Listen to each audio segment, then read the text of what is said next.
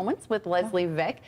Thank you so much for being here, Leslie. Absolutely. Thank you for having me. Oh, it's so great to talk through these topics every time. There's so much involved when you are acting as a caregiver and having to be in these situations that you haven't prepared for. So we're hoping to bring you a little preparedness ahead of time. So when should a person go into assisted living? When do we? Sometimes I think we're thinking, well, maybe it's time. What are maybe some questions we can ask ourselves to see if it's time? Well, having an assessment, in-home assessment, is always a good start. Okay. Going to an appointment with the doctor. Okay. Specifically when you're noticing that their hygiene isn't quite there. Sure. How they're keeping their home, they're not eating.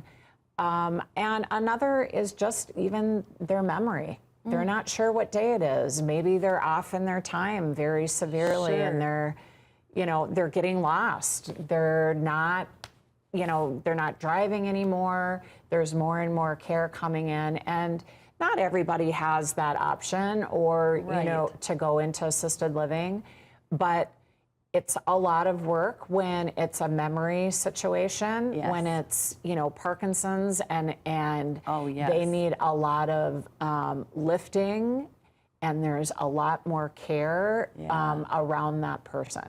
And it's really, for, I feel like, people's best interest to have that care. I mean, to feel like you can't take care of yourself hygienically, that's not a fun, that's not fun, a fun way to live. And to have that assistance, just, you might enjoy those years of your life so much more. Right. And they're never going to tell you.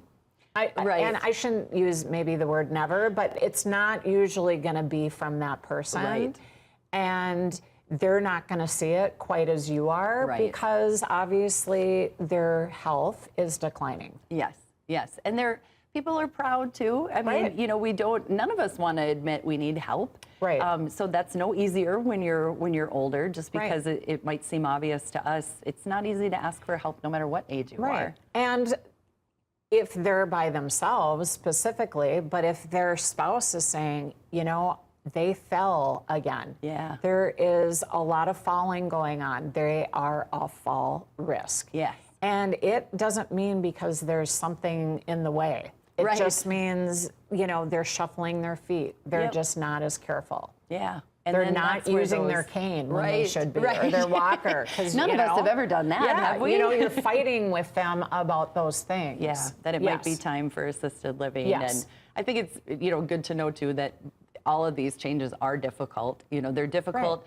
but if we can be prepared, if we can kind of take them head on, they're going to be much better. There is a way to do it where, mom and dad can be happy in the assisted living. They're really wonderful places, to be honest. Right. They're social. Yes. They are checked on. Yes. They're cared for. They are fed. Yes.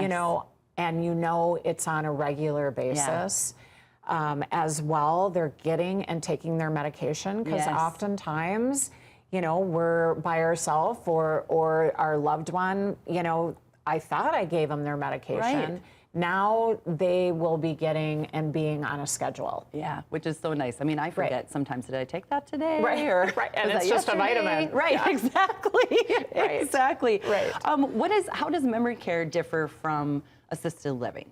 Well, if our loved one is now, further along in their dementia or their Alzheimer's, they are in a safer facility because they are being protected. More so if they are somebody who wander.